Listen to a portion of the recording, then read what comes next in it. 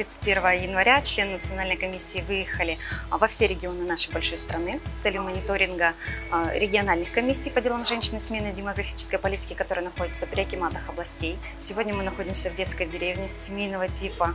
Мы смотрим проблематику, те вопросы, которые интересуют, предложения рассматриваем, те, которые не могут быть решены на уровне области, которые мы можем решить на более высоком уровне, используя свои ресурсы, которые у нас есть.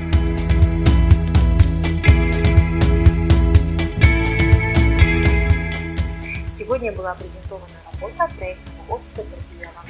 И основная задача нашей деятельности – это формирование нравственно-правовой культуры, это профилактика правонарушений среди подрастающего поколения, профилактика аутоагрессии.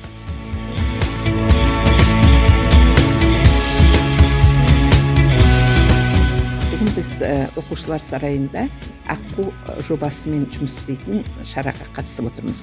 Бұнда бізге Астана қаласынан Елена Александровна келіп отыр. Бұл кісінің де барлық білгені кешеден бері осы облысымызда біз қандай жұмыстар жүргізіп жатырмыз. Қазіргі жастарменен, әсіресе қыздарменен, ер балаларменен, аналармен, әкелермен қандай жұмыстар жүргізіліп жатқанын айтып жатырмыз.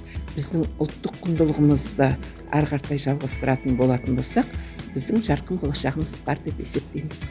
Сондықтан балаларымыз тек қана тәрбиелі, білімді, білікті болсын.